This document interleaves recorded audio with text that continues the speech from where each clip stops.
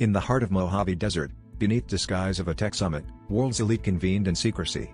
Adrian, a freelance journalist, infiltrated the event, posing as a corporate delegate. His aim was to expose the satanic rituals of Illuminati. What he found would make him wish he hadn't. The conference room wasn't a room at all, it was a subterranean cathedral carved into the rock, its walls inscribed with ancient symbols that pulsed faintly, as if alive. At the center stood a black obelisk, its surface reflecting a darkness deeper than shadow. Around it gathered hooded figures, their faces obscured by ornate masks. Adrian concealed himself behind a column, his hidden camera recording everything. The leader of the group stepped forward, holding a tome bound in what looked disturbingly like human skin. "Tonight," the leader proclaimed, "we break the 70-second seal and summon the voice of the abyss." Crowd chanted in unison, their words guttural and inhuman. Adrian's pulse quickened as obelisk began to hum, emitting a low vibration that made his teeth ache. He was about to retreat when leader spoke again. "Sacrifice has arrived." Adrian froze. Two masked figures dragged a struggling man into the circle. His screams were muffled by a leather gag, but his terror was unmistakable. The leader opened the tome and began reciting an incantation. Air grew thick as the obelisk's hum deepened into a bone-rattling growl. The room darkened. Adrian's camera flickered, then died.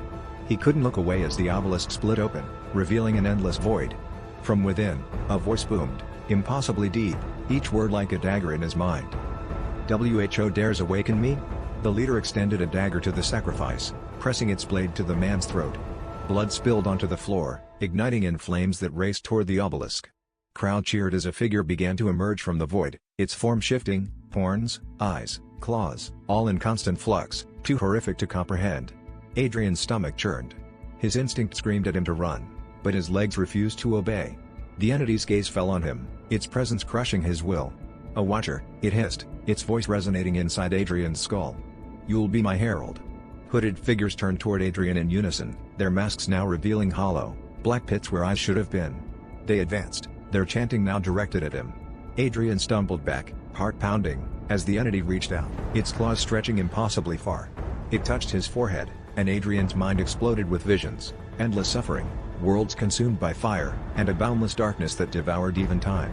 Chants grew louder, drowning out his screams. Adrian woke in his apartment, drenched in sweat. The footage was gone. His camera melted into slag. But on his chest, a brand burned through his skin, a sigil he didn't recognize but somehow understood. That night, he began to write, his hand moving involuntarily, spilling out a manifesto in a